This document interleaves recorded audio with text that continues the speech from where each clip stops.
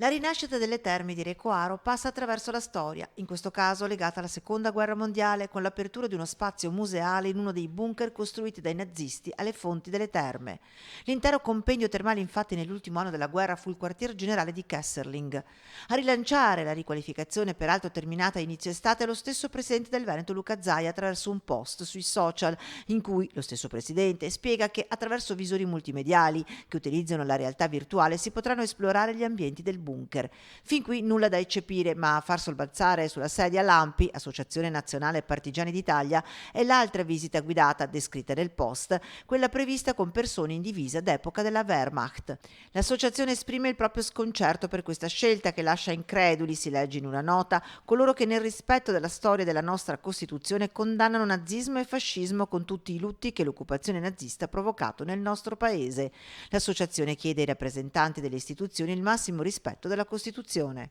Polemica alla quale la Regione replica con una nota precisando che tutto ciò che riguarda le attività sui profili social relative alla promozione del territorio sono svolte in autonomia da un'apposita struttura e l'iniziativa del museo era stata segnalata dall'Associazione Terme di Recoaro alla direzione regionale e a sua volta trasmessa alla struttura competente per i social e sulla quale il presidente Zaia non ha un diretto e costante controllo se non in merito a post relative ad attività amministrative e sanitarie. Precisazione che chiariscono le modalità di uscita del post sui profili social e alle quali la Presidenza affianca le scuse, a nome della struttura responsabile, verso le parti che si siano sentite in qualche modo ferite dal post che, spiega sempre la nota, non aveva intenti di offendere sensibilità e memorie, post che, per evitare ulteriori disagi, verrà cancellato.